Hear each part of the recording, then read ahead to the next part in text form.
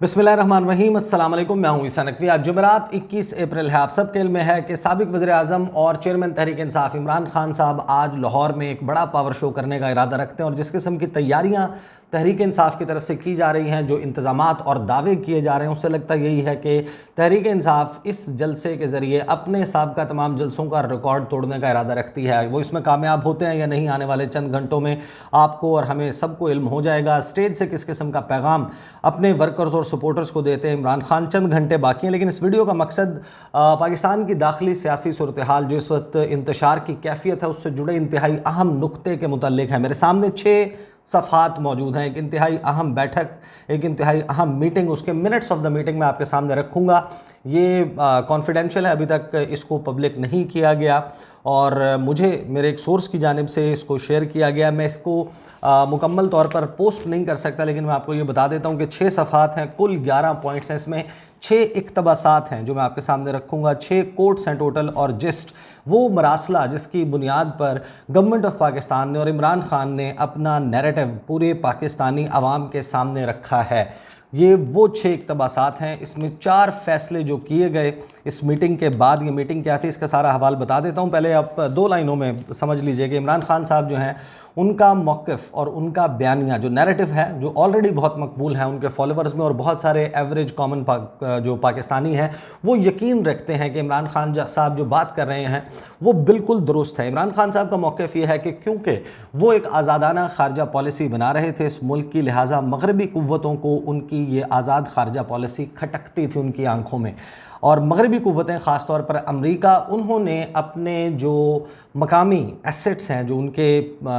यहाँ पर बड़ी उनकी इन्वेस्टमेंट है, साल हर साल से बहुत सारे लोग हैं जो अमेरिका की खुशनुदी के लिए काम करते हैं, अमेरिका की तरफ देखते हैं, उनका सियासी किबला है, उनको इस्तेमाल किया और ये बैरूनी साजिश हुई। और इस बैरूनी साजिश के ज़रिए अमेरिका ने एक ऐसी इनेबलिंग एनवायरनमेंट, एक ऐसा साजगार माहौल पाकिस्तान में फ़राहम किया इन जमातों को कि ये इमरान खान साहब के ख़िलाफ़ तहरीक अदम एतमाद लाएँ और वो तहरीक अदम एतमाद कामयाब भी हो जाए। और इसी वजह से इमरान खान साहब कहते हैं कि वो इक़्तिदार से बाहर बैठे हुए हैं। अच्छा, इस मामले पर क्योंकि मैं बहुत सारी वीडियोस कर चुका हूं और उसमें मैं तकरीबन हर वीडियो में बार बार एक बात दोहराता हूं कि जो सर्कमस्टेंशियल एविडेंस है, जो वाक़याती शवाहिद हमारे सामने मौजूद हैं अमेरिका और पाकिस्तान के ताल्लुकात, इमरान खान साहब के दौरे हुकूमत में सदर जो बाइडन के आने के बाद से एक एक दिन, एक एक वाक़या जो है वो इमरान खान साहब की जो थ्योरी है उसको सेकंड करता हुआ, उसके हक़ में दलीलें देता हुआ नज़र आता है। लेकिन साथ ही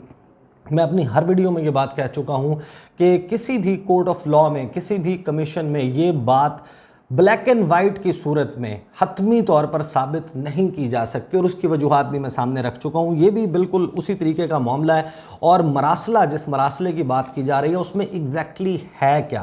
क्या था, क्या किस किस्म के अल्फाज में धमकी दी गई, मरासला एग्जैक्टली कोट नहीं कर रहा, मैं आपके सामने रख रहा हूँ जो पाकिस्तान में गवर्नमेंट के टॉप ऑफिशियल्स के सामने उस मरासले के इक़्तिबासात रखे गए, जो मिनट्स ऑफ द मीटिंग हैं वो मैं आपके सामने रख देता हूँ, जो ब्रीफिंग दी गई वफाकी काबीना को। Minutes and decision of the special cabinet meeting held on Wednesday 30 March 2022 at the prime ministers house Islamabad. ये बुध 30 मार्च को मीटिंग हुई प्राइम मिनिस्टर हाउस में और इसका आगाज़ होता है कि एक स्पेशल मीटिंग होती है फेडरल काबीना की, जो वफाकी काबीना है, जिसकी सदारत करते हैं वज़ीर आज़म इमरान खान 30 मार्च 2022 को। नुक्ता नंबर 2 है इसका, पॉइंट नंबर 2 कि मीटिंग जो है उसका आगाज़ होता है जिसमें कुरान पाक की तिलावत करते हैं मिस्टर नूरुल हक कादरी, जो कि वजारत मजहबी उमूर को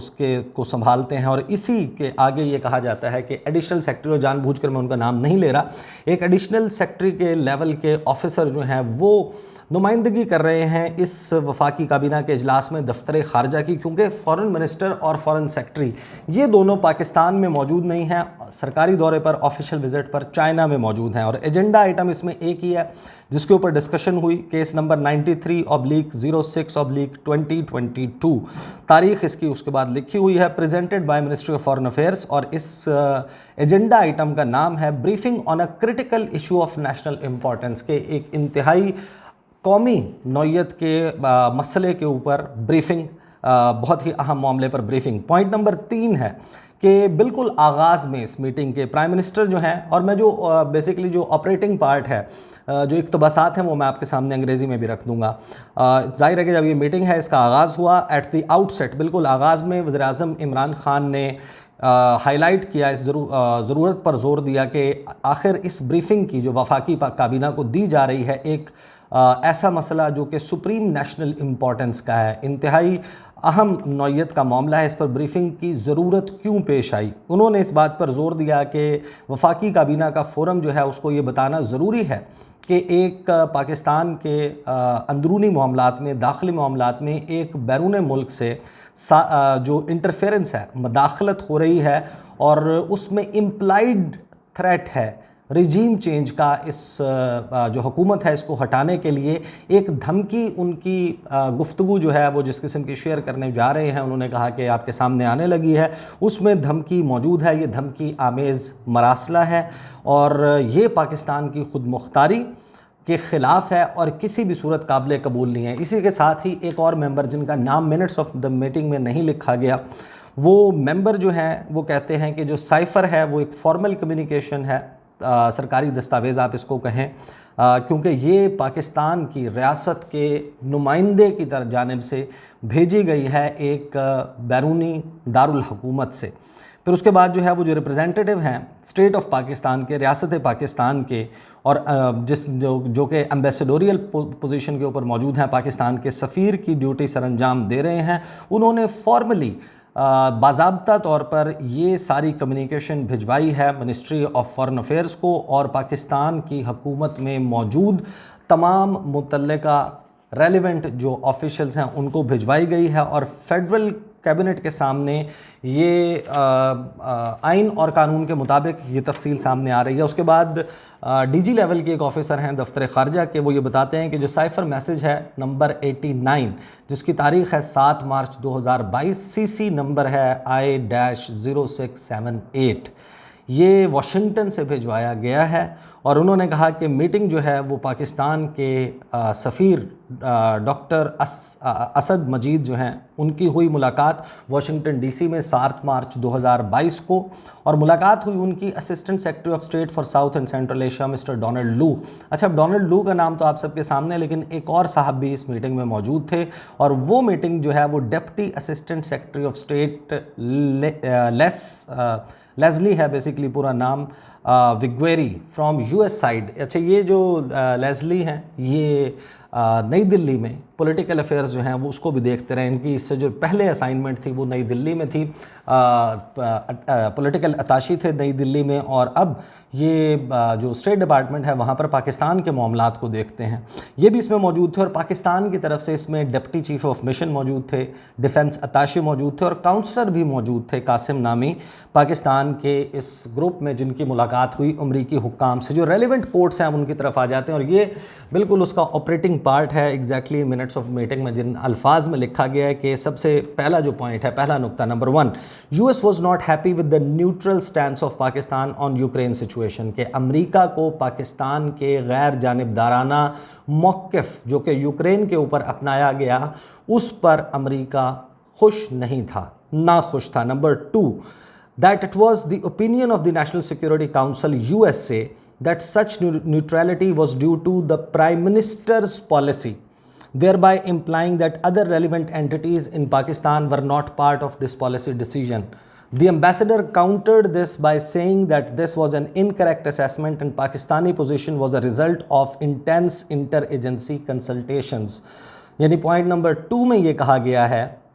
کہ جو امریکی نیشنل سیکیورٹی کاؤنسل ہے اس کا یہ موقف ہے، اس کا یہ اوپینین ہے، تجزیہ ہے کہ پاکستان نے جو یوکرین کے معاملے پر ایک غیر جانبدارانہ موقف اختیار کیا ہے، یہ وزیر اعظم عمران خان کی پالیسی ہے، اور ان کا کہنے کا مطلب یہ تھا کہ اس پالیسی کے فیصلے میں جو دیگر ادارے ہیں پاکستان کے وہ آن بورڈ نہیں ہیں۔ وہ اس سے اتفاق نہیں کرتے۔ اس کے اوپر جو ہمارے سفیر ہیں اسد مجید، انہوں نے ان کو سمجھانے کی کوشش کی کہ یہ آپ کی انکریکٹ اسیسمنٹ ہے۔ پاکستان کی جو پوزیشن ہے اس میں تمام جو انٹر ایجنسی کنسلٹیشنز جو ہیں، مشاورت ہے تمام پاکستان کے جو انسٹیٹیوشنز ہیں، اس کی بیسس کے اوپر یہ پوزیشن لی گئی ہے۔ یہ صرف سولو فلائٹ نہیں لی جا رہی عمران خان صاحب کی طرف سے۔ کوٹ number 3، It quotes the US Assistant Secretary to the effect that this major foreign policy decision regarding the Prime Minister's visit to Russia, Pakistan's neutrality on Ukraine, is the doing of the Prime Minister of Pakistan۔ اس میں assistant secretary جو ہیں Donald لو، وہ یہ زور دیتے ہیں اور وہ یہ کہتے ہیں کہ جو میجر فارن پالیسی ڈیسیجن ہے کہ وزیر اعظم عمران خان دورہ کرنے جا رہے ہیں روس کا اور یوکرین والے معاملے پر نیوٹرل رہے گا پاکستان، یہ صرف اور صرف وزیر اعظم اس وقت جو موجود تھے عمران خان کا کیا دھرا ہے۔ ساتھ ہی وہ یہ کہتے ہیں کہ اگر ووٹ آف نو کانفیڈنس کامیاب ہو جاتا ہے، ووٹ آف نو کانفیڈنس، یہ ڈونلڈ لو کو کوٹ کیا جا رہا ہے۔ ابھی 7 مارچ کو آپ کو معلوم ہے کہ جو ووٹ آف نو کانفیڈنس ہے اس کا موشن جو ہے وہ نہیں جمع کروایا گیا تھا اور اس کے حوالے سے کوئی کلیئرٹی موجود نہیں تھی۔ وہ یہ کہتا ہے کہ اگر ووٹ آف نو کانفیڈنس کامیاب ہو جاتا ہے، یہ جو سٹینس تھا پاکستان کا، جو موقف تھا، وڈ بی فارگیون، اسے معاف کر دیا جائے گا۔ روس کا جو دورہ کیا گیا، جو یوکرین کے اوپر پوزیشن لی گئی، اس کو معاف کر دیا جائے گا۔ ہاؤ ایور،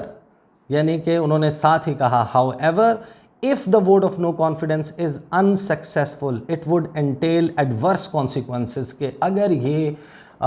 تحریک عدم اعتماد ناکام ہوئی تو اس کے پھر بہت ہی بھیانک نتائج بھگتنا ہوں گے۔ اس میں جو ایگزیکٹ ورڈز کوٹ کیے گئے ہیں وہ کہا گیا ہے going ahead will be tough, کہ پھر آپ کے ساتھ آگے چلنا بہت مشکل ہو جائے گا۔ ساتھ ہی جو اسسٹنٹ سیکرٹری ہیں ان کو کوٹ کیا مزید، اسی جو مراسلہ ہے اس میں کوٹ کیا گیا اور کہا گیا کہ جو فیلئر ہے، ناکامی ہے نو کانفیڈنس ووٹ کی، اس کے نتیجے میں بہت ہی اسٹرانگ آئسولیشن کا، یعنی تنہائی کا سامنا کرنا پڑے گا پرائم منسٹر عمران خان کو امریکہ اور یورپ کی طرف سے، کہ یورپی ممالک اور امریکہ پھر وزیر اعظم عمران خان کو بالکل کوئی لفٹ نہیں کروائیں گے۔ پھر ساتھ ہی وہ اس کو ایکسپلین کرتے ہوئے کہتے ہیں کہ دوسرے لفظوں میں کہا جائے کہ جو اس سارے معاملے پہ